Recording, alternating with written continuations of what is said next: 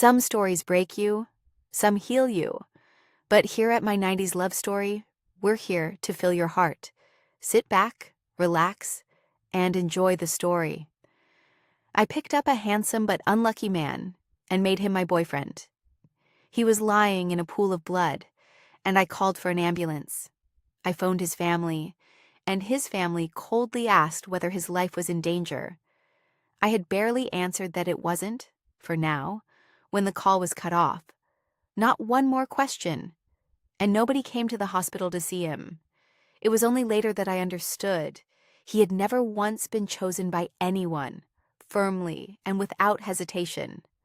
My name is Hazel Coleman, and I had worked in this community for almost 2 years. In our district, I was the young worker with the most commendations, because I was born and raised here and knew every neighbor around me. Whether it was a quarrel between neighbors, a family conflict, or a work problem, I handled it all smoothly. If nothing else, I was very good at getting people to like me. Lately, I had been busy going door to door, sorting out residence registrations. What I never expected was that at the very last household on my list, I would walk straight into something I could never have imagined. I had been drawn by the name on the list, Leo Sawyer, and the moment I stepped out of the elevator, a frantic older woman ran up and grabbed hold of me. She said the man whose home she cleaned had been cut by a knife, that he was bleeding badly and lying unconscious on the floor. I rushed inside, and what met my eyes was a scene drenched in red. Looking at the man lying in that pool of blood, I froze. It was him. It was Leo Sawyer. I called an ambulance at once and phoned the police. I even searched everywhere for anything I could use to give him first aid. Luckily, the hospital wasn't far, so the ambulance arrived fast. The cleaning woman stayed behind to talk to the police, while I rode along with another officer to look after him. I don't know whether the woman had actually seen how Leo was hurt, but in the ambulance, the doctor and the officer spoke to me in a way that carried a heavy meaning. This wound, they said, didn't look like an accident. It was too clear. I understood what they were getting at. They thought Leo had tried to kill himself. No, he would never do that. I refused to believe it. The officer looked at me, full of doubt.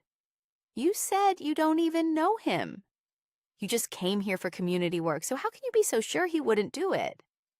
For a moment, I didn't know how to answer. I could only shake my head. I just had a feeling that he wouldn't. The officer said nothing more, but his eyes plainly disagreed with my feeling. After the emergency treatment, Leo's life was out of danger for the time being. But he was too weak, and there was no telling when he would wake. The police called his family again and again, and no one answered. That meant no one would come to care for him. They tried the cleaning woman again, but she said she wasn't a relative, that she only came now and then to tidy the place. In the end, I offered to stay and look after him myself until he woke and his family could be reached. I gave community work and serving residents in need as my reason. Before the officer left, he praised me for it. But only I knew that in my own heart there was a little selfishness too. I sat by the bed, looking at the man in front of me, at his pale skin and his fine, delicate face, and then at his left leg. And without meaning to, my mind went back to the first time I ever saw him.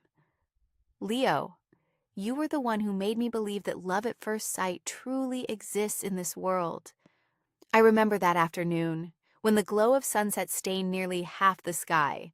An old woman was dragging a cart loaded with oranges, struggling up a hill. The slope was long and steep, and she moved very slowly. Just as I was about to steer my electric scooter over to help, another figure passed me. It was a man, walking with a limp. There seemed to be something wrong with his left leg, and yet his back wasn't bent at all. It was straight, like a green pine. He caught up with the cart, bent down, and pushed it up the hill. To anyone watching, the sight of him limping as he pushed that cart looked strange. Passers-by turned their heads to stare, pointing and murmuring.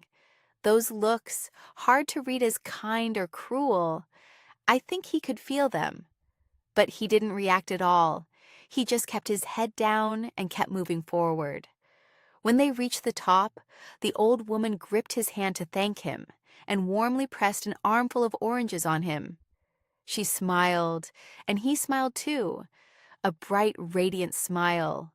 The sunset fell over him, glowing, lovely beyond words. He sent the old woman on her way, walking off with that limp but full of confidence.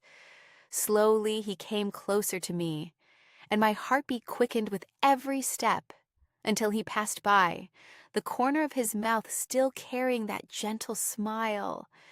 I had never seen anyone with such a rare and special air about him. His leg might be damaged, but nothing could cover the light that came off of him. My eyes followed the sight of his back, and my heart went right along with him. I couldn't help marveling, so love at first sight really is real. So, Leo, you had amazed me like that. You had smiled that brightly. How could I ever believe you wanted to kill yourself? Leo still didn't wake, not until the following evening. The doctors and nurses came to check on him several times, and I caught snatches of what they said. This patient's will to live is very weak. It's almost as if he doesn't want to wake up. Leo's phone showed no sign of life either, which was strange. According to what the police had found, Leo was 26 this year, 1 year older than me. Besides his parents, he had a younger brother. So why did no one answer the phone? I picked up his phone and touched the coal-black screen. To my surprise, there was no fingerprint lock and no face recognition. The phone simply unlocked. In this day and age, someone still didn't set a password on their phone. Once again, Leo had caught me off guard. "I'm sorry, I didn't mean to open your phone," I said softly. "Don't worry, I won't look at anything private. I just want to check your contacts so I can reach your family." I thought that maybe if I called his family using Leo's own number, whoever it was on the other end would pick up. But when I opened the contacts, there was nothing there. Empty. Not a single contact. Once again, Leo forced me to rethink everything I assumed about him. While I was still puzzling over it, the phone in my hand suddenly rang. A woman was calling, and by her voice, she sounded middle-aged. I guessed it was his mother. The moment I answered, the first thing I heard was, "The police told us you were admitted. What's the matter this time?" That sentence stopped me cold. It wasn't a voice of worry or concern. It was the tone of an interrogation, laced with irritation. Still, it wasn't my place to intrude in someone else's family business, so I simply said who I was and told her Leo's condition. I didn't mention that the police suspected he had cut his own wrist, but I deliberately stressed that Leo was all alone in the hospital. The woman, however, only asked me coldly, "Is his life in danger right now?" That question kindled a small spark of hope in me. See, maybe she was only cold on the surface, but underneath she still cared about Leo. But the instant I answered that it wasn't, for now, all that was left was the sound of the call cutting off. I was stunned and then angry. "That is definitely not his mother," I said. The moment the words left me, another voice rose in the hospital room. "She's exactly like that. As long as I'm not dead, she doesn't care how I live." I jumped to my feet, overjoyed. "You're awake?" Leo opened his eyes and stared up at the ceiling. There wasn't a flicker of feeling in his gaze. "You saved me?" he asked weakly. "Me?" I said. "I was tidying up and found you. I only helped call the ambulance and the police, that's all." Leo was quiet for a while, then he smiled. Slowly, he turned his head to look at me. "Thank you for saving me." I felt a little shy. He smiled so beautifully. I scratched my head, thinking to myself, the police had it all wrong. He's even thanking me for saving him. How could someone like that have tried to kill himself? But before I could ask anything else, Leo was still smiling as he said, "What a shame. I didn't manage to die this time either." I couldn't imagine what Leo had been through, but the words he said stabbed straight into my heart. The whole time Leo was in the hospital, no matter how busy I was, I came to bring him meals. Every time he thanked me very politely. Today, for once, I managed to leave work on time. I carried the lunchbox and had just stepped into the ward when I heard the nurses talking. They were changing the sheets and gossiping about Leo. A girl's thoughts often run along the same lines, and on top of that, Leo had such striking looks and presence. But in the end, they only sighed, full of regret. Their tone was part pity, part curiosity. They said they couldn't understand why a man like that would want to end his life. Maybe it was love gone wrong, they said. Maybe it was a life that looked glamorous on the outside, but was falling apart inside, drowning in debt from too much partying. Or maybe he just hit a rough patch. I stood outside the door and listened to all of it in silence. I didn't really understand Leo, but from the time he'd been admitted until now, apart from that one phone call, no one had come to see him. No one had called to ask after him. It was as if he'd been forgotten. I pretended I had only just arrived and knocked. But Leo wasn't in his room. The nurses said he had gone out for a walk. I searched the little garden on the ground floor of the hospital and found him sitting on the edge of a flower bed, his eyes fixed on something ahead. Within his line of sight, a little bald-headed boy sat in a wheelchair, being pushed along by a nurse. I went over and sat down. He looked at me, then at the lunchbox in my hands. The Good Samaritan comes bearing supplies again? I smiled. Looking after the community and helping people is my job. He took it easily, not refusing my kindness. Then he said, in a voice that sounded like he'd seen straight through it all, "The truth is, you're afraid I'll do something foolish again, so you come every day to keep an eye on me, don't you?" I was startled. I hadn't expected him to be so direct. I don't understand why you would want to do something so foolish. I looked at him, full of unspoken questions, waiting for his answer, curious about everything yet afraid of touching his wounds. But Leo didn't hesitate or hide anything. He answered plainly, "Hazel Coleman, you don't need to understand why. I just don't want to live anymore. It's as simple as that." With that, he lowered his head and ate, saying nothing more. Even if Leo shut his heart away, as long as he was under my care, I, Hazel Coleman, would find a way to understand him. "You seem to really like looking at me," Leo said, glancing at me after he'd finished eating. I lowered my head and blinked. "Am I not allowed to look at you? You're handsome, so of course I look a lot." He calmly put the lid back on the lunchbox. His hand hadn't fully healed, and I moved to help him. But he was stubborn and insisted on doing it himself. "You do talk sweetly. Your cooking's good too. But from tomorrow, you don't need to keep running back and forth to bring me meals." "Why?" "I'm grateful for the community's concern, but as you can see, I've almost recovered. There's no reason to keep wasting your time." "I don't see it as a waste of time. And besides, I'm a volunteer. You don't have to feel like you're a burden." He frowned. "A volunteer? I thought the community assigned you to me."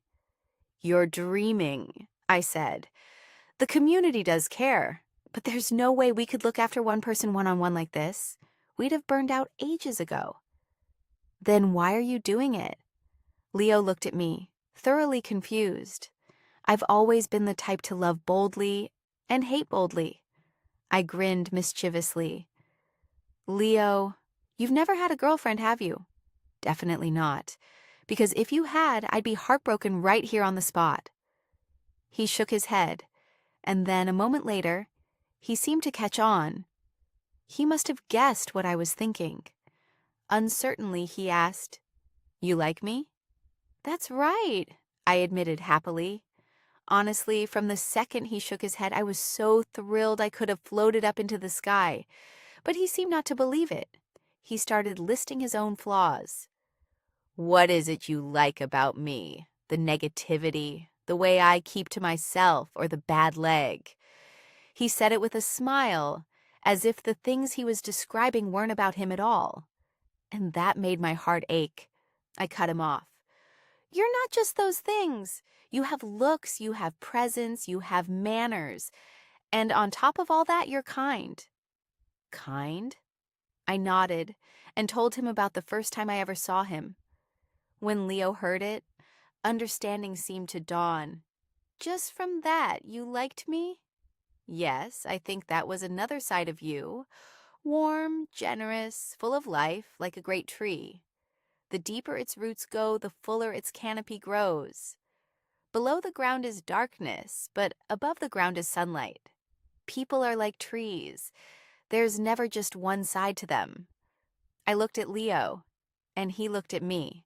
After a long moment, the corners of his mouth curved up, and he gently denied it. That's just an illusion of yours, Hazel Coleman. I hummed softly, still smiling. After thinking it over for a little, I decided to make the first move. Leo, do you want to date me? Date? He blanked out, probably thinking he'd misheard, and asked me again.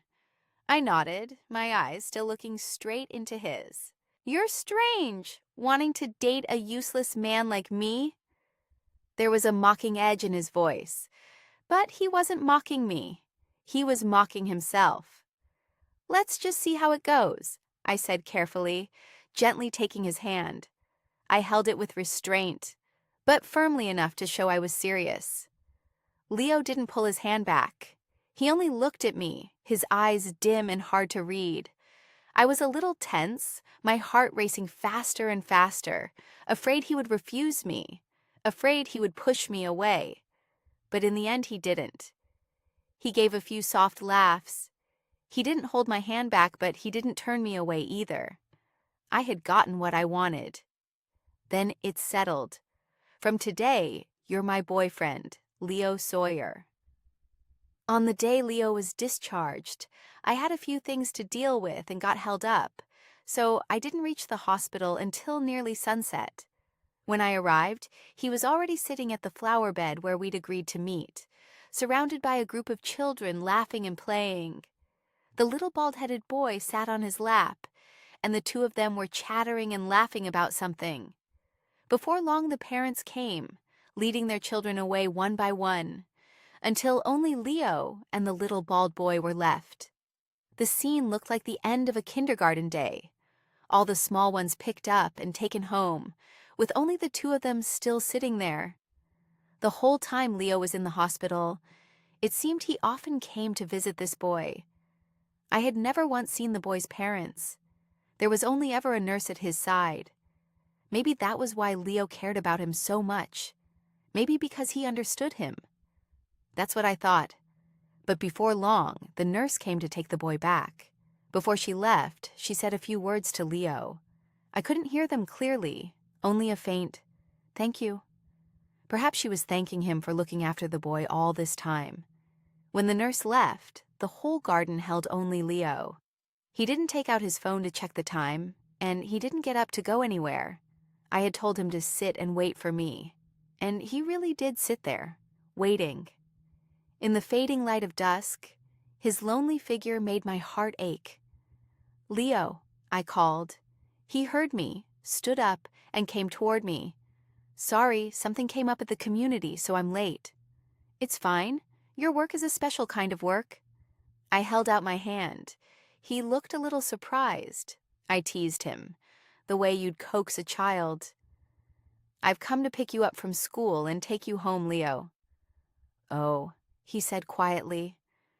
Then I took the initiative and grasped his hand, teaching him.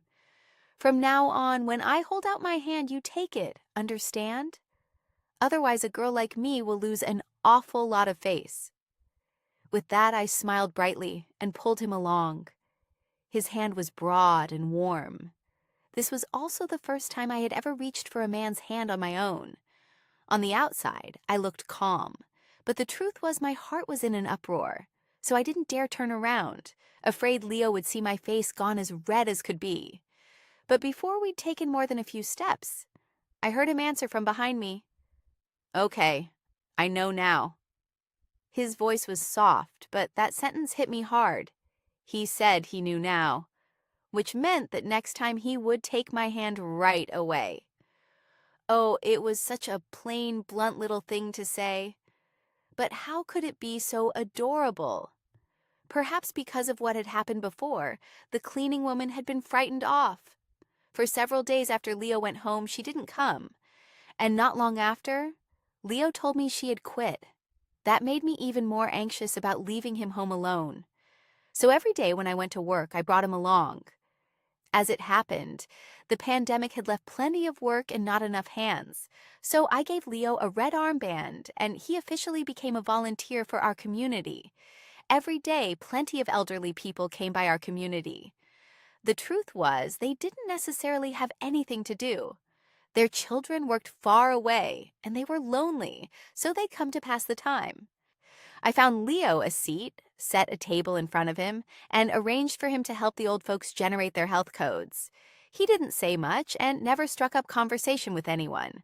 At first, my coworkers thought I'd brought in a mute, but he worked hard and patiently. Many of the elderly didn't have smartphones, and even those who didn't always know how to make a health code. They asked one question after another, endlessly. Leo never once looked annoyed or impatient. He just sat there quietly and obediently did the work I'd given him. More than once when I brought him water, I found myself moved by how serious he was.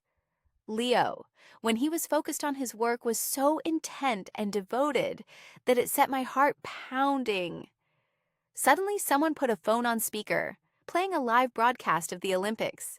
Lately, I'd been so busy I hadn't followed the games. The commentator was cheering excitedly, and the old folks stopped their chatter. It seemed the competition had reached a crucial stage.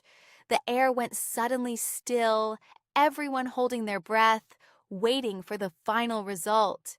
Even I couldn't help feeling tense and lifted my head to look around. Everyone was staring intently at the phone. Only Leo sat there quietly, alone. His face was calm, but his eyes held a loneliness he couldn't hide. He bowed his head, one hand resting on his left leg, the other clenched tight. When the result was announced, everyone erupted in cheers. But he didn't seem moved at all. There was only the faintest trace of a bitter smile at the corner of his mouth. An old man beside him, hands and feet dancing with excitement, asked him why he was so calm. He even said young people these days just don't care, don't pay attention to what's happening in their country, when this was the pride of the whole nation. Leo didn't answer, letting the man grumble on. Only after a while did he move again and go back to printing health codes. By noon, everyone had gone home to eat, and the community had emptied out. I brought the lunch I'd ordered ahead of time, sat down beside him. Some of the uncles were a bit harsh earlier. Don't take it to heart. I'm sorry on their behalf. Leo smiled faintly. There's no need to apologize. I don't pay attention to things like that. Then he looked at me, perhaps afraid I was worried. Hazel, I'm not as fragile as all that. To tell the truth, I don't like most of the people in this world, so what they say doesn't matter to me. He helped me open my lunchbox and even pick the onions out of the dish. My heart gave a little tremble. He knew I didn't like onions. I'd only mentioned it in passing while he was in the hospital, and yet he'd remembered. That old man didn't understand Leo in the least. How could he not be likable? He so clearly was. I opened his lunchbox and picked out the onions and garlic. Leo didn't like onions or garlic, and I'd fed him enough times that I never forgot it.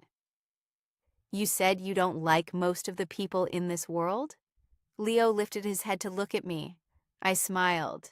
That's all right, they don't like you either.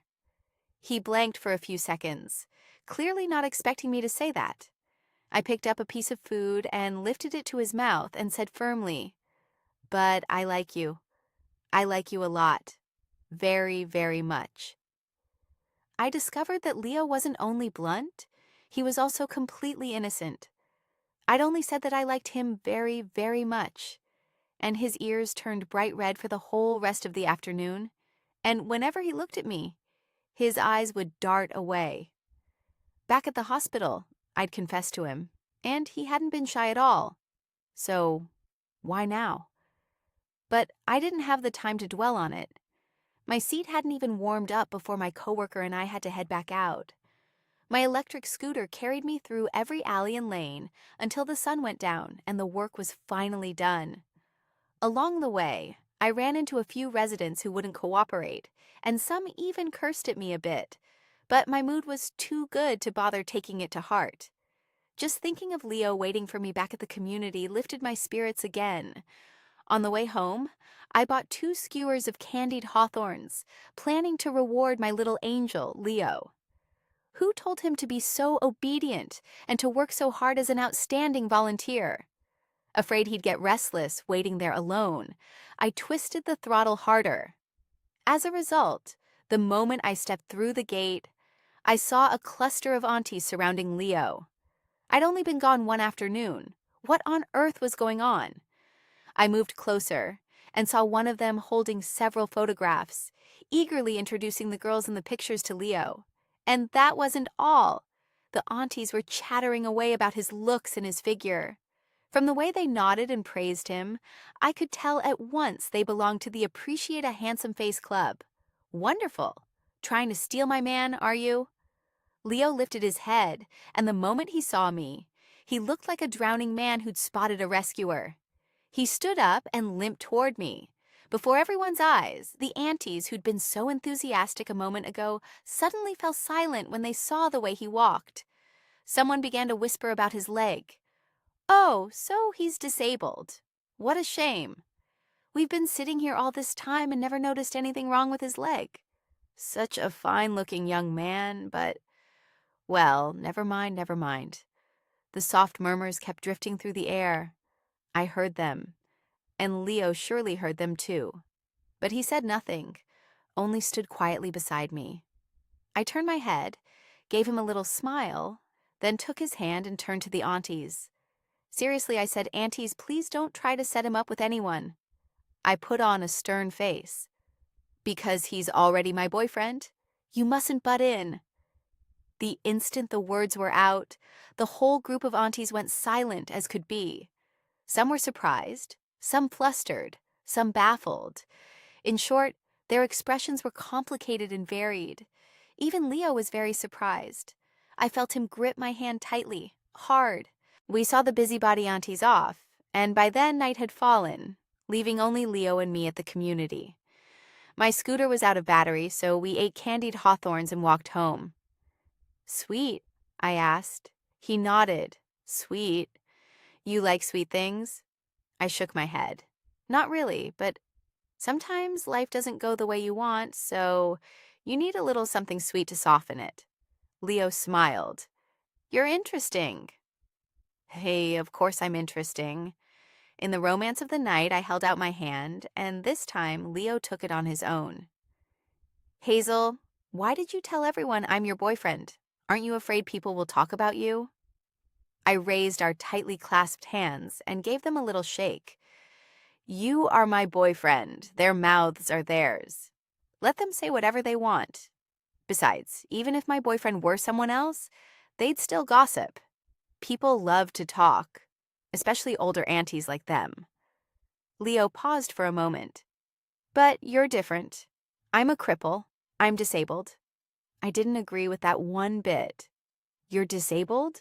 Then so am I. I've got an eye condition, severe nearsightedness. I just wear contacts, so you can't tell. And that leg of yours, you call that crippled? At most, it's a limp. Come on, admit it. Didn't you limp like that on purpose in front of them? You don't usually limp anywhere near that badly. Nicely done. You made the aunties give up completely."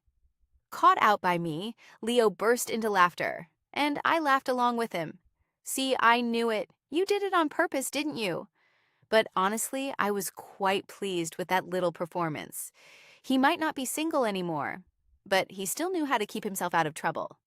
I giggled, threw my arms around him, and gave his cheek a light kiss. Leo went completely still. He stared at me. He looked at me until I was so embarrassed my whole face went red. With someone like Leo, all I could do was be the one to charge in. But after all, I was a girl without much experience in matters of the heart, so a little shyness was hard to avoid. "Hazel, Leo called my name. I looked up at him, my ears still a little hot, and the instant my eyes met his, they felt hotter still. He was looking at me intently. Then, out of nowhere, he said, "You're not like other people." I wanted to ask him how I was different, but I had the feeling that if I asked right then, I wouldn't get the answer I was hoping for. So I didn't ask. I only smiled, showing my little snaggletooth, and answered him. Of course I'm not like them, because I'm the one and only Hazel Coleman in the whole world. On a rare weekend off, I bought some groceries and went over to Leo's place. When he opened the door and saw me, he looked a little surprised. But it wasn't the surprise of wondering why I'd shown up. It was more like the surprise of someone who wasn't used to having anyone come to visit. He caught on quickly, took the bag from my hands, and invited me in. Right away, I noticed a takeout box on the table. "What did you order?" "Just some plain noodles." "That's it?" "Yeah." I glanced at his frame. Is one bowl of noodles enough for him? I didn't need to look closely to know his build. He was the type who looked slim in clothes, but was solid underneath, faint lines of muscle showing through. And on top of that, I'd once seen him push that orange cart. His strength was clearly nothing to sneeze at. He answered lazily, "No appetite, just eating something simple." He opened the bag I'd brought and asked, "You're planning to cook at my place?" His expression was a bit odd. "Why, you don't want me cooking at your place?" He glanced toward the kitchen and gave a weak little shake of his head. I figured he wanted takeout and didn't want to cook at home, so I didn't give him a chance to explain. I carried the groceries straight into the kitchen. A moment later, I came back out, puzzled. "Where are your kitchen tools?" Leo held up his hands helplessly. Before he could get a word out, "I don't have any kitchen tools." "No kitchen tools?" I was stunned. "You've never used your kitchen at all, have you?" He nodded and gave an embarrassed but still polite smile. He ordered takeout for all 3 meals. That one simple sentence left me dumbstruck. Leo never stopped surprising me. No password on his phone, not a single contact, and all 3 meals coming from delivery. I looked at the pile of ingredients I'd brought and fell into thought. "Do you have a fruit knife? If not, scissors would work too." I'd already started picturing myself cutting up tomatoes with a pair of scissors, but Leo shook his head, and I had to give it up. In the end, Leo just ordered takeout for me too. While we waited for the food, Leo told me to go out to the balcony and sit in the sun, while he went to wash the grapes, since that was the only fruit I'd brought that didn't need cutting. His balcony was very large, connected to his study. I leaned against the window, cracked it open a little, and a gentle breeze brushed my cheek. It felt wonderful. From that angle, I could see Leo, head bent, carefully washing each bunch of grapes. In that clean, empty kitchen, his figure seemed to glow. A man serious and hardworking really is very handsome. I found myself smiling, but as I gazed at him dreamily, the image of him lying in that pool of blood not long ago suddenly returned. A few details clicked into place all at once. No kitchen knife, no fruit knife, not even a pair of scissors. Because none of those things existed, the kitchen had never been used, and all 3 meals came from delivery. There was nothing sharp anywhere in the house. Why? I began to feel uneasy. Had he hidden them away, or gotten rid of all of them? I clenched my fist. Just then, a stronger gust of wind blew across the balcony. The curtain of the study next door billowed with a rustle, and the papers on the desk were scattered everywhere. I took a few steps to close the glass door, and by chance, I noticed something leaning against the study wall. It was very long and stood out at once. Even though it was wrapped in a protective cover, I recognized it right away because of its unmistakable shape. It was a pair of skis. I moved closer, and another name printed on the cover gradually came clear. Just as I'd thought, its owner was Leo. "Stop looking, the grapes are washed, come and eat." Leo's voice suddenly rose behind me. I turned around. He was standing on the balcony, holding a plate of grapes, watching me. His eyes only skimmed over the skis and then didn't look at them again. I dropped my gaze to his left leg. "Leo, you used to be an athlete, didn't you?" As I asked, my heart was pounding, and every word came out laced with caution. Leo nodded slightly. "I used to be." His voice was even, without a trace of feeling. He gave his leg a light pat and said with a smile, "Now that I've become a cripple, I'm not an athlete anymore. But it's fine. It doesn't matter. It's all in the past." A faint smile appeared at the corner of his eye as he spoke, blurred and indifferent, as if none of it touched him. But was that really true? My eyes suddenly clouded over. He was deceiving himself. I remembered the look on his face while he watched that live match, the unwillingness, the loneliness. If his leg had still been fine, what kind of person would he be now? Would he be racing free and joyful across the snowfields, feeling the icy wind, savoring the freedom of flying through a world of ice and snow? I couldn't tear my eyes away from his leg. Abruptly, he took a few steps toward me, coming closer. I lifted my head, and my eyes met his. In a low voice, he said, "Hazel, don't look at me with that pity in your eyes. When you look at me like that, it makes me feel like I really am useless. I don't like that feeling." The smile on Leo's face slowly disappeared. The space between us was so small that every expression in his eyes fell clearly into my heart. For the first time, I saw the shadow of self-doubt on him. I laughed softly. "What are you laughing at?" "I'm laughing because you understand nothing about how a girl's heart works." I put both hands on his shoulders. He startled slightly and made to step back, but I held him tight. "Leo, I don't care in the least whether you're a cripple. I've already told you. I like you. I've liked you since the very first sight. And back when I started liking you, your leg was already this way. So to me, past, present, future, none of it matters. Because the one I like is you, the man glowing radiantly under the sunset, the soul full of passion and fire. That's who you are." Leo looked at me and I looked at him. This direct, bare confrontation was too real, too raw. When you speak with your eyes, it's very hard for the words to be anything but the truth. When I look at your leg, it isn't out of pity. I let go of his shoulders and laid my hands on his chest. It's because I'm curious. I want to know about your past. Where are you from? What did you do before? What are the things you love? And how did this leg end up like this? I want to know all of it. But I lightly touched the place over his heart. You tell me nothing at all. And that makes it so hard for me to step into your world. I can't get close to your heart. I want to do something to make you happy, but I don't even know where to begin. So besides just looking at you, what else is there for me to do?" Leo didn't answer. His eyes were hazy, brimming with too many emotions. After a long while, he finally spoke. "Hazel, do you remember I once told you that you're not like other people?" I nodded. He stroked my head the way you'd pet a kitten or a puppy. "Before, plenty of people liked me, but that was when I was at the peak of my career, at the height of my life. You're different. We met in unusual circumstances. You saw me at my weakest. You heard my negative words, my broken words. A weak, shadowed person like me.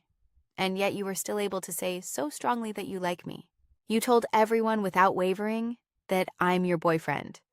Leo let out a deep, deep breath. "Hazel, meeting you is the most beautiful thing that's ever happened in my life. But right now, I'm very afraid." "Afraid of what?" I asked. "At first, when you said you wanted to date me, I thought it was just a passing whim of yours. But after this time together, I realized you were truly serious." He gave a bitter smile, a smile that filled me with a bad premonition. He looked toward the skis, silent for a moment, then said, "The things you see in me, the cheerfulness, the warmth, the helping others, you can like those things. But there's just one thing. don't like the person who owns them. I don't understand what you mean. Don't you wonder why my house has no knives? Of course I'm curious. How could I not be? Before I could open my mouth, Leo explained. I threw them all away. I don't have the will to live, but I keep forcing myself to go on living.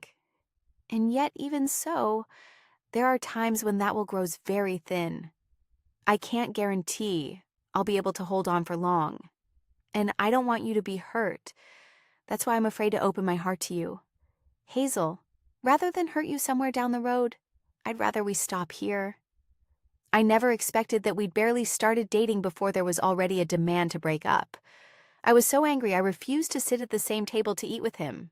Leo understood me well and ordered stir-fried snails with fried egg for me. Hazel? He sat at the dining table, about to say something, then stopped. I shot him a glare. Don't even think about trying to talk me around. I am not going to sit at the same table as you. Determined, I sat down beside the tea table, eating while I opened a browser. Leo's name had just been typed into the search when he threw out another line from over there. Actually, all I meant to say was, maybe you should close the door and eat in the kitchen. Had I heard him right? I looked over and saw Leo wrinkling his nose, staring at my bowl of snails with a look of pure disgust. I gave a cold little laugh. We just broke up and already you can't stand me. Scolded by me, Leo said nothing more. I glared at him again. Eat in the kitchen. Not happening. And breaking up isn't happening either. Leo, don't forget, a job like mine exists to help people. Even if you weren't Hazel Coleman's boyfriend, I'd still have every reason to drag you back. After all, I'm the best community worker in this district with a very high spirit of dedication. Unable to win an argument with me, Leo fell silent and obediently ate. Now that I knew he was an athlete, I had to learn more. I'd never much cared about sports, but this was the first time I felt genuinely fascinated. Do you have your own page on one of those encyclopedia sites? I asked. Leo blanked for a moment, then shook his head. I wasn't famous enough for that. I never competed at the Olympics. I found an old interview. He'd taken part in a great many tournaments, so that was more than impressive. What's more, the article gave some basic background on Leo from his childhood. I had to admit, I was genuinely struck. This man had been outstanding from a young age, winning title after title, from talented boy to rising star of the Ski Federation. There was a photo taken 3 years ago, at the moment he received an award. But why was it that, even though he'd clearly taken first place, Leo, holding the trophy, looked not the least bit happy? I wanted to search for more about him. After all, he wouldn't tell me his own story. But there wasn't much about him online. I searched for a good while and only turned up a few scattered pieces. Leo knew what I was doing, but he didn't stop me. Only when my phone warned me it was out of battery did I finally stop and turn to look at him. When had this man fallen asleep on the sofa? I gently leaned in closer to study his calm, delicate face as he slept. The soft sound of Leo's breathing reached my ear. His brows were drawn together a little, a few strands of loose hair falling across his forehead.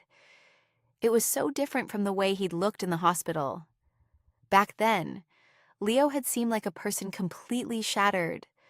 But now, asleep, he looked so gentle and well-behaved. Maybe he'd changed a little. That's what I thought. Even though he always seemed so closed off, people are creatures full of contradictions. They're afraid to reveal themselves under the light, afraid to expose their weaknesses. And yet deep down, they long for the warmth the light brings. I remembered the things I just found out, and my heart ached. There were only 2 truly important pieces of information. First, Leo really did have a younger brother, a twin, Jasper Prentice, who, like Leo, was an athlete. But Jasper had his own encyclopedia page. He was a fencer. Second, Leo's leg had been injured in an accident 3 years ago, while he was taking part in an international friendship tournament.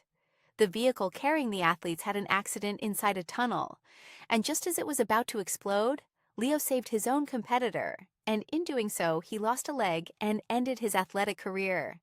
Although most people online praised his character, there were still some who criticized what he'd done without letting up. They said Leo had a martyr's complex, sacrificing himself to save a rival from another country. Those people used vicious words. Some even sent funeral wreaths to his home. It was a truly cruel thing to do. I couldn't imagine how Leo had gotten through that time. I didn't even dare to think about whether, back then, with his mother's coldness, he'd been alone in the hospital the way he was now. I looked at the man in front of me and wanted to reach out and touch his face, to smooth away the crease on his brow. But my hand, already halfway there, hesitated, afraid of waking him. And I let it fall again. In the end, I chose to lie down quietly beside the sofa, pillowing my head near him. Softly, I called his name. Leo, if your world is dark, then from now on I'll be your light. If the sun can't light the road ahead of you, then we'll walk through the night together. The light of the stars can still show you the way and lead you out of being lost. I slept deeply. When I woke, it was already bright out. The moment I opened my eyes, I saw Leo's face right up beside mine. Startled, I let out a shriek and nearly swore out loud. "Hazel, you drooled in your sleep." He was sitting by the bed, and when I saw that he was in pajamas, I immediately lifted the blanket to check. Thank goodness. I was still wearing yesterday's clothes. "What's wrong? Afraid I did something to you?" He was too funny. "What are you implying? I'm not afraid you did something to me. If anyone should be worried, it's you, worried I did something to you. This whole love story was started by me. I was the one who took your hand first. Even the kiss on the cheek was me making the move. At this rate, if I went and did a little more, it wouldn't be strange at all." I stared at him wide-eyed. "Why are you looking at me like that?" he said, his voice a little hoarse, looking for all the world like a poor pitiful white rabbit. I lifted the blanket and slowly crawled toward him, hands ready to pounce, and while he wasn't paying attention, I lunged at him like a wolf. Leo's reflexes were lightning fast. He dodged backward, but unfortunately his left leg locked up, and he staggered and nearly fell. Kindly, I moved to pull him back, but his weight was too much and he pulled me down onto the floor with him. A few seconds passed. The pain I'd braced for never came. Instead, the warmth beneath me sent a rush of heat straight to my head, and my ears flushed red at once. The big wolf had meant to catch the little rabbit, but in the end, it was the little rabbit who held the wolf snugly in his arms. Leo held my waist tightly, so tightly I didn't dare move. "You didn't get hurt, did you?" "No, I'm fine." His caring question, right against my ear, somehow left me stammering. With a soft cushion of muscle like this, how could I possibly get hurt? We stared at each other like two fools. He didn't move, and I didn't move. His face was red, and mine went red to match. In a situation like this, it was so awkward. The air seemed to fill with a hazy, ambiguous something. In that moment, I couldn't stop thinking about what I should do next. Get up and pretend nothing had happened? Or be bolder and kiss him? I'd always been the brave sort, but now, all at once, I didn't know what to do. Until I felt Leo's hand at my waist tighten just a little. That's when I realized that maybe he was even more nervous than I was. So, I made up my mind. Brave it is. I'll kiss first and worry about the rest later. Just as I closed my eyes, getting ready to strike first, Leo suddenly stopped me. "Hazel!" I flinched, certain he was about to turn me down. The disappointment had barely surfaced in my mind when he held my phone up in front of me. "Answer this first. You've got a lot of missed calls." The phone was still buzzing away. Being cut off like that snapped me back to my senses a little, and I quickly sat up, not forgetting to reach out and pull Leo to his feet. He said nothing and took my hand at once. "This person's been calling you non-stop," he said, "but you were sleeping so soundly I didn't want to wake you. It's someone saved as Prince Charming. When I heard that, I froze. Who? Prince Charming? It hit me like a bolt out of the blue. Oh no. Oh no, this was bad. I'd almost forgotten. I'd stayed out all night without going home. Who is it? A friend of yours? Leo asked, looking at me with a slightly odd expression.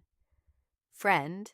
Nothing, I said, on the verge of tears, but with none coming, my face crumpling. That's my grandpa. I put a hand on Leo's shoulder and said in the most solemn voice, "If I get beaten to death, remember to see to my funeral." Some people spend their Sundays out having fun. I was different. I was kneeling on a washboard, and not just me. Leo was right there kneeling with me.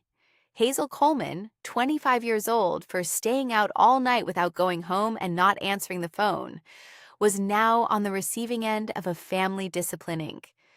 Even though Leo had explained the whole thing seriously once, it was no use.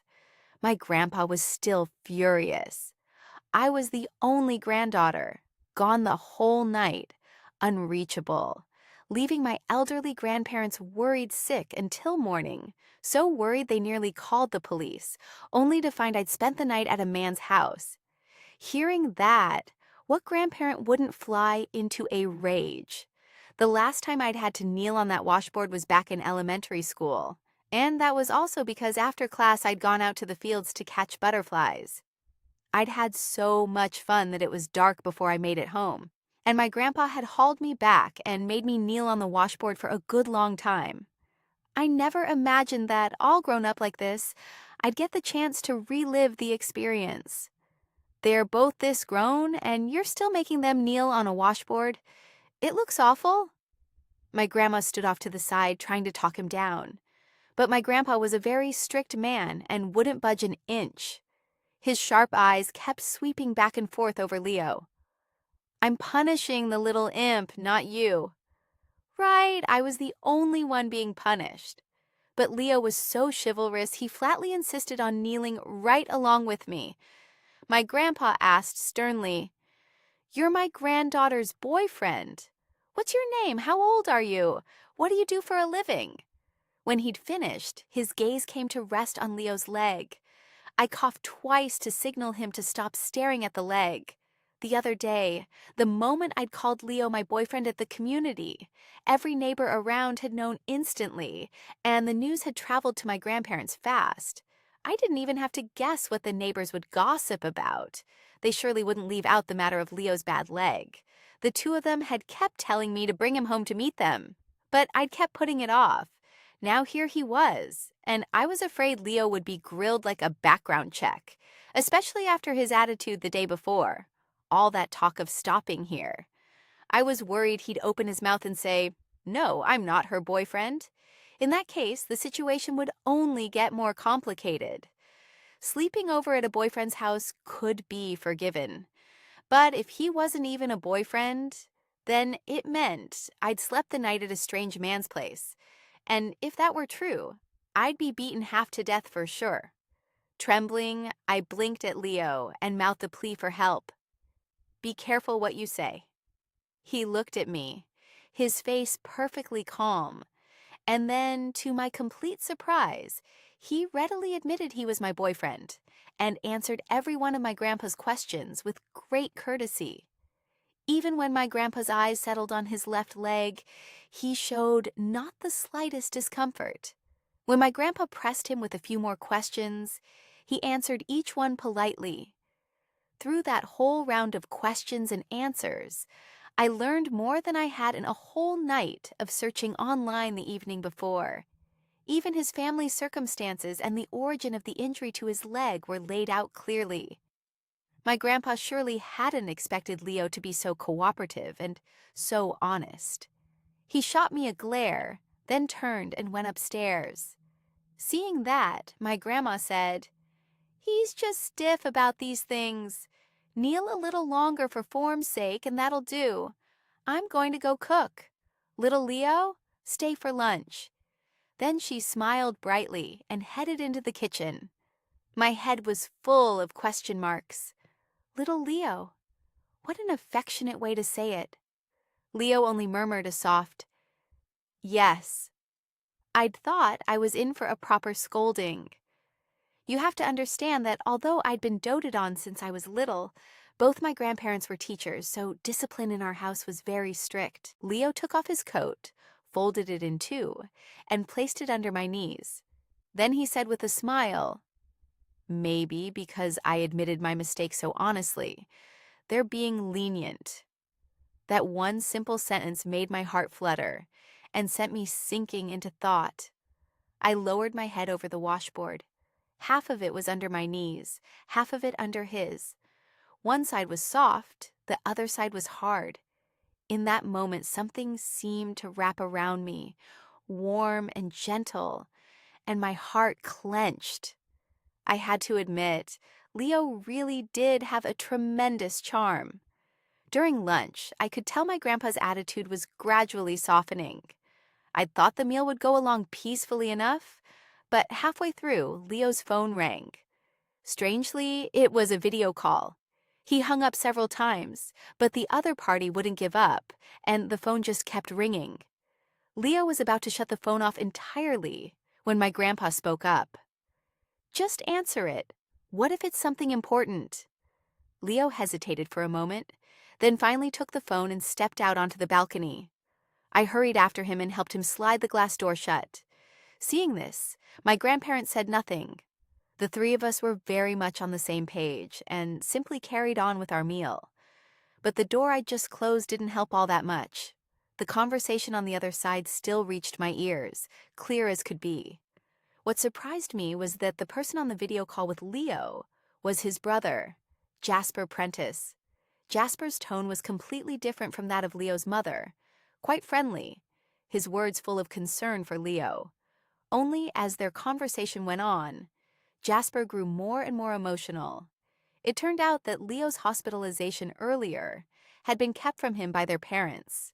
At the time, Jasper had been competing, and to avoid distracting him, no one had mentioned it. That gave me an even clearer picture of Leo's parents. They had chosen the glory of Jasper's competition over whether Leo, lying in a hospital bed, lived or died. All at once, this meal became very hard to swallow. Jasper's next words stirred up my feelings even more. I heard him wish Leo a happy birthday. I gave a start and looked over toward the balcony. Leo replied evenly, "Thank you, you too." There wasn't a trace of feeling on his face. Jasper, on the other end, was the opposite, bursting with excitement, calling out to him over and over in a cheerful voice. But before he'd said more than a few words, another voice rose from the phone. I remembered that voice well. It was Leo's mother. She asked Jasper who he was video calling. Her voice was cold, with an edge of severity. Jasper immediately changed his tone, going hesitant and wary. But she'd probably already guessed. She gave a cold little laugh. Even though she didn't come near the camera, her words were perfectly clear. "Leo, I know it's been several years now since you last came home. Don't you feel you've wronged your parents? You don't cherish your athletic career. You just had to go and save someone. And now, in the state you're in, who is there to blame? Looking the way you do now, what exactly do you plan to do with yourself?"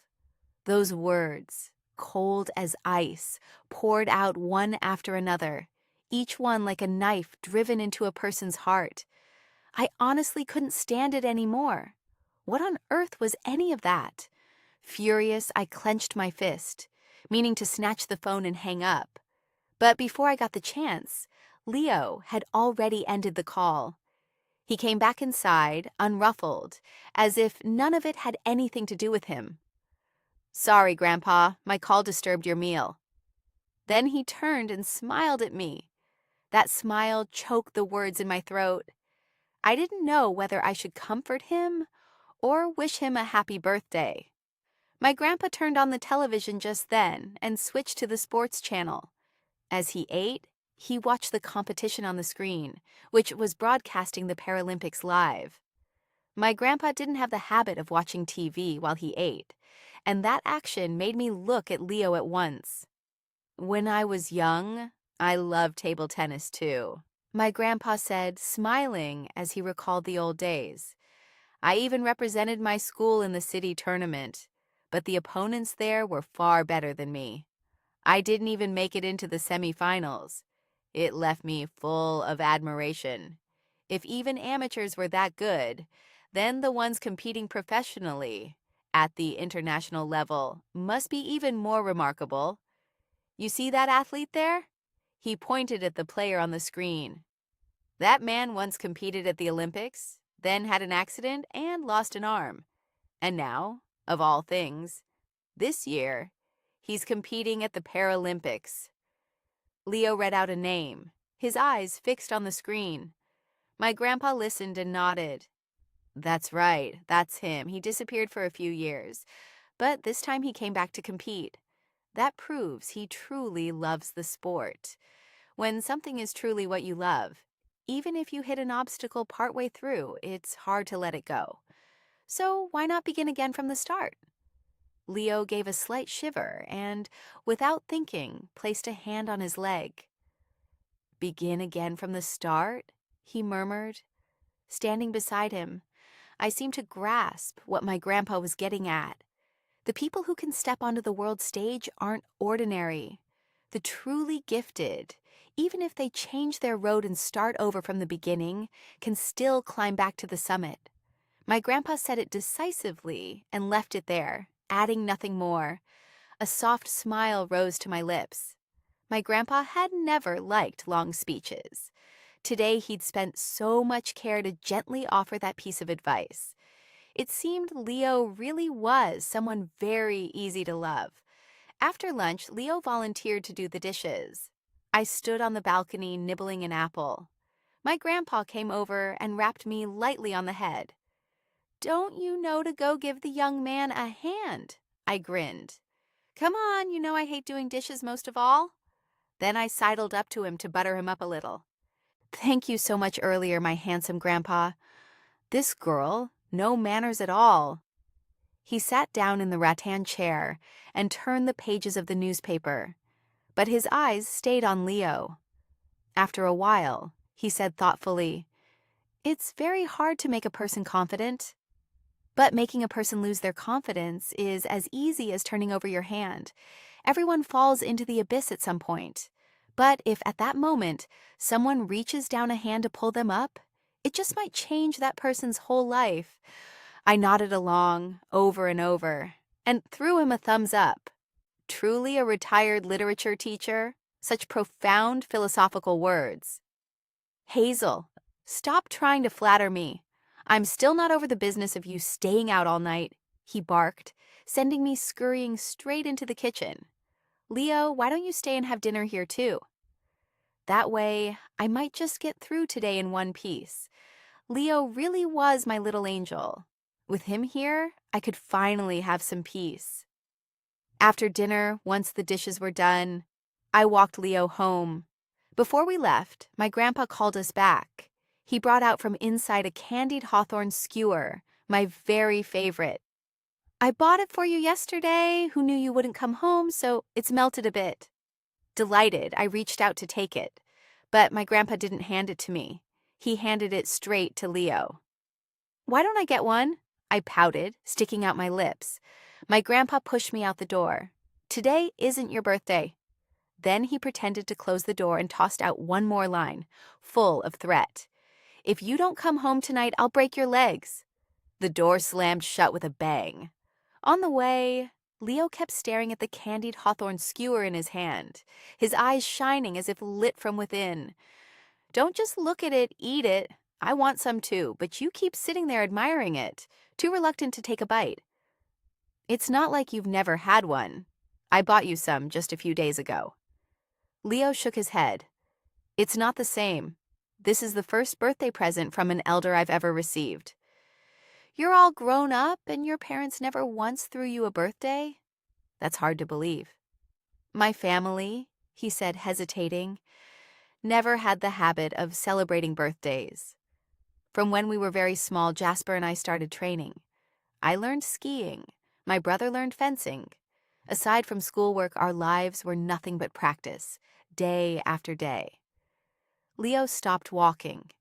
He sat down on a bench by the roadside and, of his own accord, began to tell me about his past. His parents had placed enormous expectations on them, so high that many times he felt there was no way he could ever meet them. Compared to him, who at least resisted now and then, they preferred Jasper. I sat beside him and listened quietly. Each sentence he spoke seemed to carry a kind of strength, gradually helping me push open the door he'd shut so tightly for so long. We sat from dusk until night had fallen, beneath a sky full of stars. He didn't say a great deal. Some things he only touched on lightly. But from those scattered fragments of memory, I pieced together a Leo I had never seen before, a Leo who hadn't been at all happy. His parents, people with a very strong need for control, were harsh with both their sons, wanting them to become the finest athletes there were. There had been no free, joyful childhood, no friends to play with. Whenever Leo showed any resistance, all he got was a small, dark room in which to sit and reflect on himself. To turn their two boys into children everyone would admire, they had plucked out every sharp thorn on them. Life was like a plan already drawn up. What to do, what not to do. All of it was announced and arranged in advance, like a machine with no soul. A family environment like that truly does suffocate a person. Just sitting there listening to Leo, I already felt I could hardly breathe, as if a heavy stone were pressing on my chest. Leo bit off a piece of the candied hawthorn and chewed slowly. It's sweet. The corners of his eyes curved up. In that moment, Leo was no longer the person I couldn't reach. I had already stepped into his world, and I finally understood the words he'd said before. I don't have the will to live, but I keep forcing myself to go on living. I understood now what it meant. Ever since I started working at the community, I've witnessed countless family stories, met all kinds of people. People who live without joy are everywhere. Most of them have, at some point, thought of giving up, thought that death is the end, is release. But the truth is, a person who wants to die doesn't necessarily not want to live. As long as they can feel a little of the world's warmth and joy, taste a bit of its sweetness, a person will always struggle on, will always hold hope for the future. Leo, you're not someone who doesn't want to live, you just don't know how to live. I held out my hand, and out of habit he took it. Leo, the reason you never went to the Olympics was because your leg got injured, wasn't it? Yes, I missed the selection trials. I thought of the article I'd found before. I found a photo of you receiving an award. Why is it that you took first place but you weren't smiling? A big international competition like that, winning the championship trophy. If it were me, I'd be smiling so wide I couldn't close my mouth. Leo thought for a moment, then said, when we were kids, every time Jasper and I won an award, hoping our parents would praise us, guess what they'd say? Don't get cocky, work harder, I said. Leo gave a bitter little laugh and shook his head. They'd say that taking first place isn't real skill. Being able to hold on to first place forever, that's real skill. I didn't know what to say to that. I honestly wanted to sing him a line. Thank you for being here to warm all 4 seasons. And you? Do you actually love skiing? Leo fell silent. I snatched the candied hawthorn skewer out of his hand and answered on his behalf. You definitely do. Otherwise, you wouldn't have come all the way down south and you wouldn't have brought your skis with you. He looked at me and smiled, saying nothing. I opened my mouth wide and, in one go, ate half the skewer. Hazel, that's the birthday present your grandpa gave me. His face, pretending to be angry, was so adorable. It was precisely because of that line that I didn't leave him a single piece. With a cherry tomato from the skewer in my mouth, I teased, so what? You're mine, so your birthday present is mine too. I laughed smugly and handed him back the bare stick. You like me that much? He looked at me with a reverent gaze, his eyes seeming to shine, and within that light my reflection filled them. I leaned in, cupped his face, and said in all seriousness, Leo, I'll confirm it as many times as it takes. I like you. I like all the good things about you and all the not-so-good things, too. And I like the person who carries every one of them. I hope that you can like me, too, and like me more and more. Because as long as you like me enough, you'll want to stay by my side forever. And then all you'll wish is to live a long, long life. And you won't have to worry anymore about not wanting to go on. Ever since my grandparents met Leo, he hardly ever ate takeout again. During the day, he'd go with me to the community to work as a volunteer. And in the evening, he'd have dinner at my place before heading home. He even, on the weekends, got dragged along by my grandpa to play chess. And the strangest thing of all was that in the mornings, when my grandma went out, he went with her too. Good grief. Whose home was this anyway, mine or his? Over time, the neighbors' impression of Leo kept getting better. Polite, educated, good-looking, refined, and on top of all that, the home Leo currently lived in was one he'd bought with prize money from his past competitions. That was an enormous point in his favor. Educated and with assets to his name, the little matter of his leg was no longer any issue at all.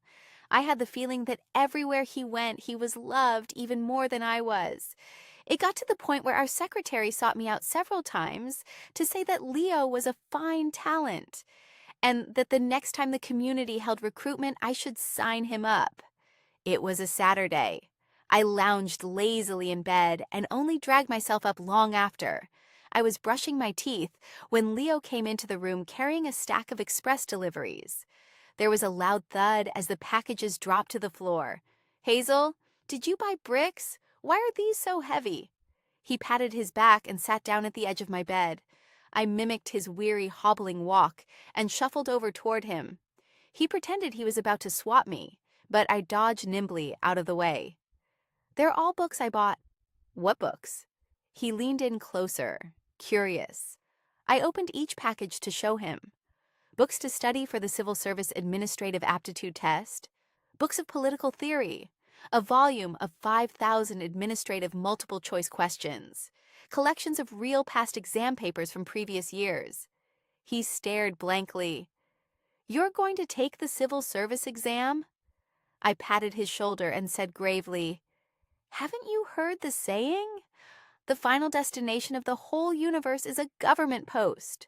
I laughed. Why the sudden urge to take the civil service exam? It's not sudden. I planned it out a long time ago. I explained. The position I want to apply for has a hard requirement every year. You have to have 2 years of grassroots work experience. I've worked at the community for almost 2 years now. By then, I'll be qualified to apply. Hearing this, a spark of light flashed in Leo's eyes. You've planned out your future so clearly. Heh heh heh. I'm honestly so excited about that steady, secure job. Which is to say, the kind of position you can count on for life. How about you? Do you want to join me? Our secretary even asked me to ask whether you'd like to work at the community. Give it some thought. Leo quietly looked at the pile of books on the floor. I said, or you could go back to skiing. Skiing. At those 2 words, Leo went still. Yes, back to the track and start over from the beginning. I didn't know whether Leo had ever thought about his plans for the future, at least before we met. Perhaps he never had. But now, the look in his eyes made me feel he was beginning to think about it. Under my devoted tutoring, Leo learned how to ride the electric scooter. Every morning he'd ride my scooter over to pick me up, then take us both off to work. Sometimes we'd have breakfast out, like the multigrain flatbread he loved most. Extra egg, extra crispy, no spice, right? The old man who made the flatbread had long since gotten used to his taste. Each time Leo paid in cash, He'd once told me that the payment code on the old man's cart wasn't his own, it belonged to his son. While Leo was volunteering at the community, he'd overheard people chatting. They said the old man stayed up late and rose early, working so hard to earn a living. But his son was lazy, and in the end, all the money the old man made was taken by that son. So Leo was afraid that if he scanned the payment code, the old man wouldn't get to keep any of the money for himself. He'd rather go to the trouble of taking out cash, so the old man could tuck a little away just for himself. And that was exactly why the flatbread man was so especially fond of him. I'd sit behind him on the electric scooter, looking at his back, watching him chat cheerfully with the old man, his face full of smiles, and I felt that everything really was different now. He truly had changed. Step by step, he was leaving the abyss behind, being reborn from the start. But what I never expected was that, at exactly this moment, the one who had once pushed him into that abyss would appear again. I had just gotten back from a work trip, and before my scooter had even come to a full stop, the man who watched over the registration of everyone coming and going rushed over to tell me that a middle-aged woman had come looking for Leo, and that the two of them had gone out to the little square behind the community. From the way the man described her, this was someone who had come with no good intentions. Sure enough, when I ran over there with worry filling my chest, in the blazing noon sun on the square, there were only two figures. The moment I appeared, I heard the crisp, unmistakable sound of a slap. The middle-aged woman, dignified in her bearing, her hand still trembling after the strike, wore a cold face, severe in the extreme. Word after word came out of her like knives. I heard her furiously demand of Leo, "Are you absolutely determined to humiliate me? You mean to compete at the Paralympics looking the way you do? You want the whole world to know that my son is a cripple?" She kept mocking the wound on his leg, sneering at all his effort to return to skiing. In her eyes, since Leo could no longer win a championship, every bit of his effort was meaningless. She kept talking about the love and the care she'd given him from the time he was small. But when Leo pushed back and asked whether she loved him or loved the achievements he brought her, she went silent. And even when he asked whether she favored Jasper more, she said nothing. Clearly they were both her sons, but only because his brother carried her surname was he doted on more. Slapped by his mother, Leo didn't grow angry and he didn't grow bitter.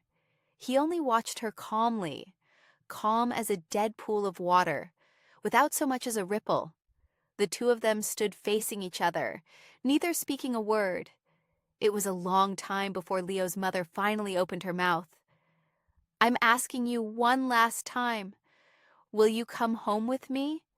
If you don't come with me today, then from now on, I will never concern myself with your affairs again. Consider it that I have no such son." Clearly, Leo's counter-questions hadn't made her stop to think. On the contrary, because they'd struck her weak point, she was angrier still. Hearing that, Leo smiled. "Goodbye, Mrs. Prentice. Go on home."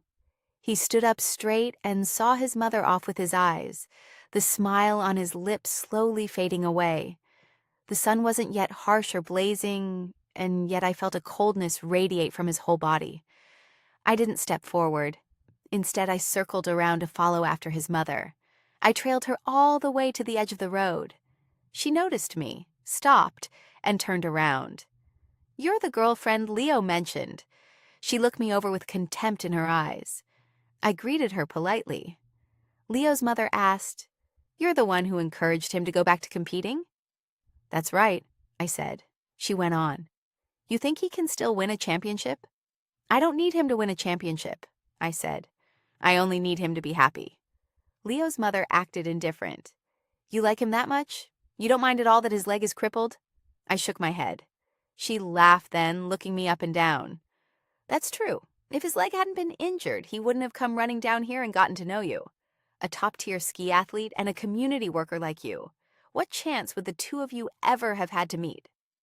Her words, brimming with scorn and mockery, rang out clearly in my ears. I didn't argue with her. Whether or not she thought highly of me made no difference. People who belong to different worlds don't need to waste many words on each other. She checked her watch. I don't have much time. You followed me over here, so surely there's something you want to say. Say it, I answered. There's nothing I want to say. I only have one question to ask you. She looked skeptical. What question? 3 years ago, when Leo's leg was injured, were you and his father there beside him? I clenched my fist tight. Leo's mother went still. She probably hadn't expected me to ask something like that. Her expression grew complicated, and she stammered, "At first, yes, but then Jasper had a match too, so—" I see. Thank you. I didn't wait for her to finish. I cut her off. I had the answer I needed. I said a polite goodbye, then turned and ran back. My silly, foolish Leo was still sitting on the stone bench in the square. Between the two of us, there was a silent understanding. Neither of us brought up the matter of his mother. When he heard me call him to come home, he still didn't budge. He even acted coy and held out his hand toward me. "Hazel, you haven't held my hand today." He smiled gently, his eyes curving like a lovely crescent moon. The feeling of being trusted and leaned on by another person truly does move the heart. If before this, he had never once been chosen by anyone, firmly and without hesitation, then from here on, let me be the one to protect him. Come on, little angel. I took his hand and gripped it tight. Only then, satisfied, did he stand up and come home with me. Is Little Angel the nickname you gave me? Kind of like how my grandpa is saved as Prince Charming? That's right. In my contacts, I saved you as Little Angel. Then I'll give you a nickname too. What nickname? Leo held my hand tightly and said with a smile, "Little Cupcake. The sweetest cupcake in the whole world, Hazel." Today was the 12th day since I'd moved into Leo's home. Of course, I slept in the living room. Since I'd moved in, his kitchen was finally being used. Pots, pans, bowls, chopsticks, everything had been arranged. But we had one rule. Apart from me, he wasn't allowed to go into the kitchen by himself. There were also perfectly good reasons for my moving in. First, my old apartment complex had been placed under pandemic control lockdown. I could still go out to work in the mornings, but in the evenings, I couldn't go back home. So the only thing I could do was move over to Leo's. Second, ever since Leo's mother had shown up, I was very worried that the things she said might hurt him all over again. My little angel's confidence had been so hard to rebuild. I didn't want all that effort to go to waste. Only, lately, Leo had been very strange. Because of the lockdown, I was practically working overtime every single day. He used to go volunteer at the community often, but recently he'd been going less, as if he had something else he needed to do. Today, for once, I got home early, planning to talk with him after dinner. But he behaved completely unlike his usual self. After we ate, he volunteered to cut fruit for me. Cutting things was, in this house, strictly off limits. Anything to do with knives was my job. "Don't look at me like that. I'm fine now." He took an apple and stepped into the kitchen. Uneasy, I followed him in. "You don't have to cut the apple. You can just bite it whole." He pulled a fruit knife out of the rack. The cold blade grazed past my face for an instant, and I shivered. After he finished cutting the apple, he was very industrious about everything else too.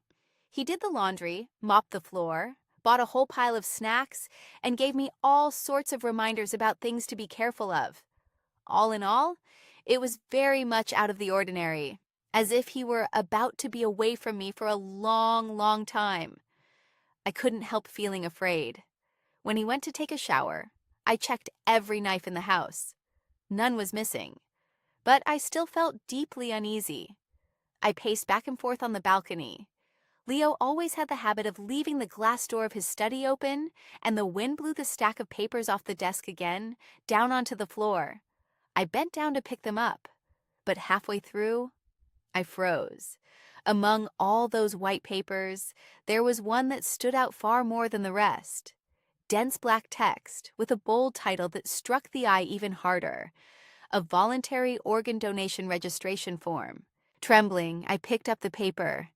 And when I saw the name of the person who had signed it, Leo Sawyer, my legs went soft and I sank down to sit on the floor. What was he planning to do? Thinking of his strange behavior these past days, my heart plunged straight to the bottom of the abyss. Did he still not want to live? No matter how many times I'd confirm my feelings for him, could I still not piece back together the heart that had shattered in the mire of his despair? I sat on the sofa, my face ashen, waiting for Leo. Why didn't you turn on the light? He came out from the bathroom, about to go and flip the switch, but I stopped him. Don't turn on the light. If you do, you'll see my eyes swollen up like peaches. Hazel, have you been crying? Somehow, even in the dark, he seemed able to see everything. In just a few steps, he was in front of me, sitting down and kneeling beside me. His warm hand touched my face, wiping away the tears still gathered at the corners of my eyes. His voice was worried and flustered. What happened?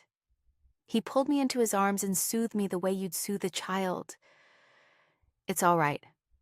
Whatever happens, I'm right here. At those words, I couldn't hold it back any longer. The tears kept spilling out.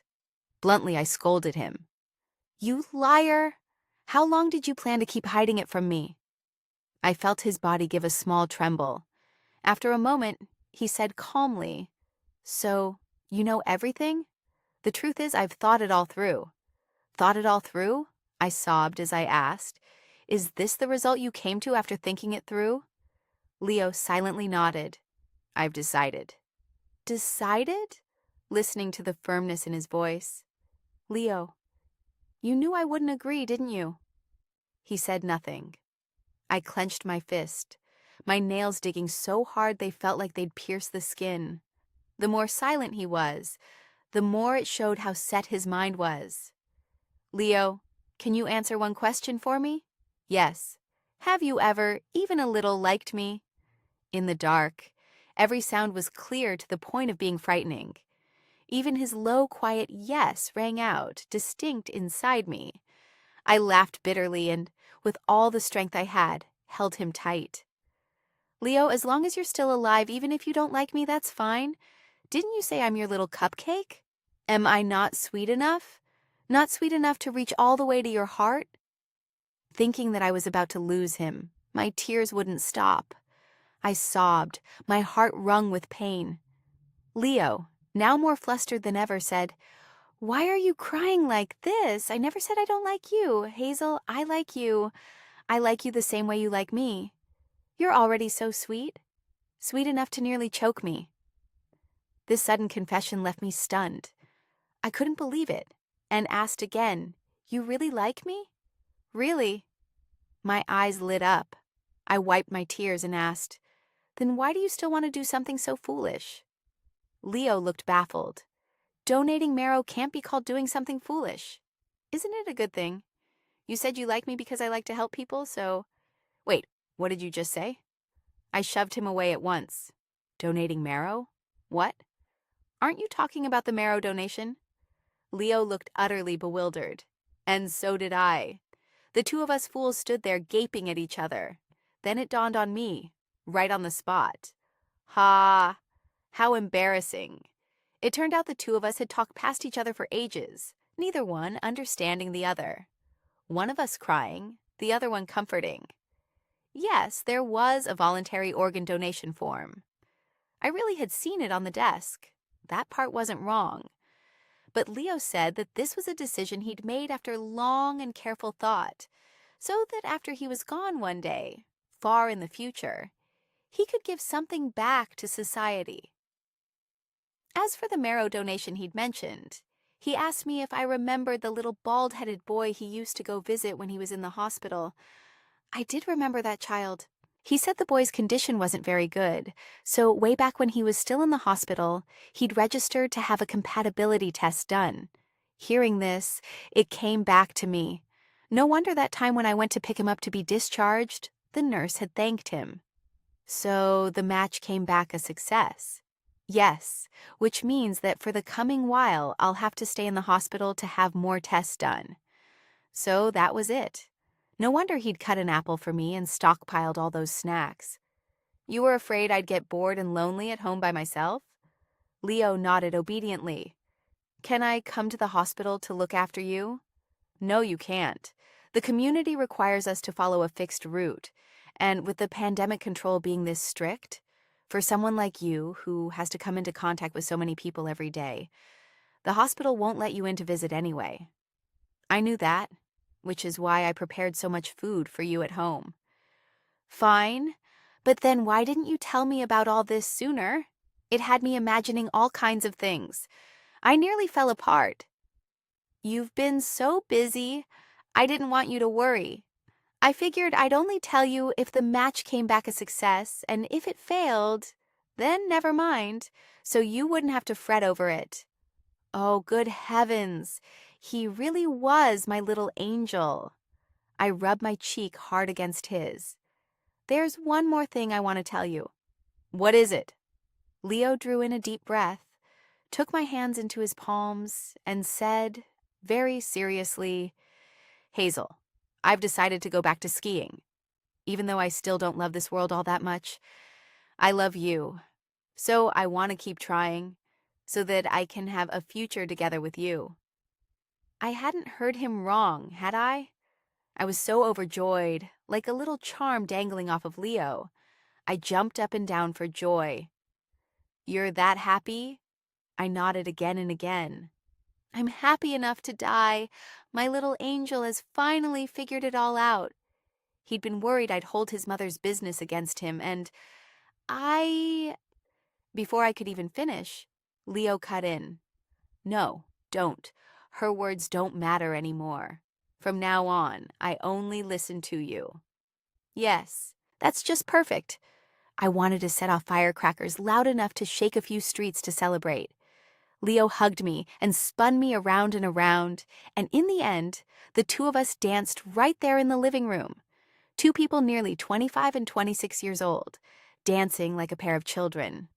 Leo held my waist, lowered his head, and leaned in close. Hazel, even though I've already said this once, I still want to say it again. Meeting you truly is the most wonderful thing that has ever happened in my life. In the years that followed, from when Leo returned to skiing, I also passed the civil service exam. Even though he spent most of his time training up north, that didn't stop him from reporting every single one of his activities to me 3 times a day. He grew clingier and even took to acting coy with me. I'd use my holidays to fly out and visit him, and he'd take advantage of his rest days to come back, and we were always wrapped up in each other, never apart. By now, the whole neighborhood knew he was a ski athlete. Whenever there was a competition he was in, all the old folks in the neighborhood would sit in front of the TV cheering their hearts out. Even he never imagined that one day he'd have a whole squad of elderly fans. As for Leo's mother, just as she'd said, she never contacted Leo again, as if he had never existed at all. But conversely, Leo felt his life had grown lighter. Because I was so busy, I rarely got the chance to watch him compete in person. This year, on a rare bit of family visit leave, I finally got to go and watch him compete live. What I didn't expect was that I'd run into Jasper. The first time I saw him, I thought it was Leo, but I quickly realized it wasn't him. Instinct, from somewhere deep down, told me so. And a single, "Hello, sister-in-law," made me all the more certain of who he was. He knew me, which took me a little by surprise. I thought Leo must have sent him a photo of us, but Jasper said that wasn't it. He hesitated, wanting to say something, then holding back. I guessed. Did you secretly go to see your brother? Contrary to what I'd expected, Jasper's reaction confirmed my suspicion. Why not go and see him openly, out in the open? Jasper smiled. I don't want to disturb his life anymore. it was so hard for him to finally get his freedom. As Jasper said this, his eyes stayed fixed on the field, all his thoughts, it seemed, given over to Leo. He hoped that today's meeting between us wouldn't be revealed to Leo. He only wanted to meet me so that he could thank me directly. Thank me for having stepped so firmly into Leo's world. He said he owed Leo a great deal. When they were small, every time Jasper did something wrong, Leo would always stand up to protect him, taking the blame and bearing the harsh punishment in his place. He regretted that when he was a child he'd been too weak, unable to stand up to their parents the way Leo did. Even when Leo took the punishment for him, he'd lacked the courage to honestly own up to it.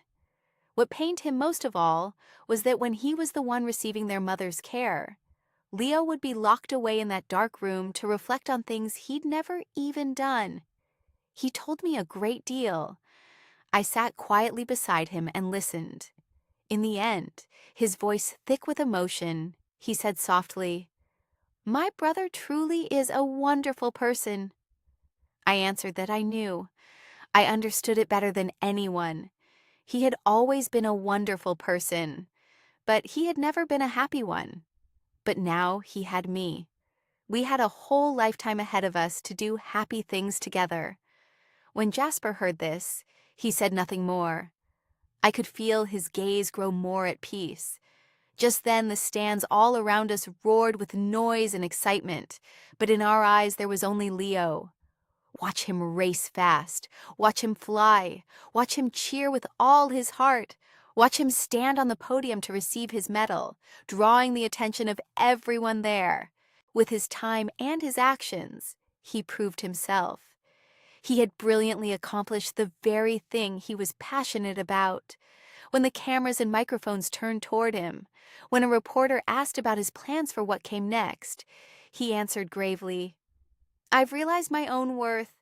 I've experienced a different kind of career. I'll be considering retirement and spending the days ahead doing other meaningful things." The reporter kept pressing him, and he didn't hide it. "Maybe I'll go home, read some books, and do a few of those administrative aptitude tests. 5,000 multiple choice questions." "Are you serious?" the reporter asked. "Of course," Leo said. "Why would you set your sights on something like that?" Leo, his face full of pride, turned toward the camera and said to every one of the viewers, "Because at my home there's Hazel Coleman, who once told me that the final destination of the whole universe is a government post." Thank you all for listening. Thank you all for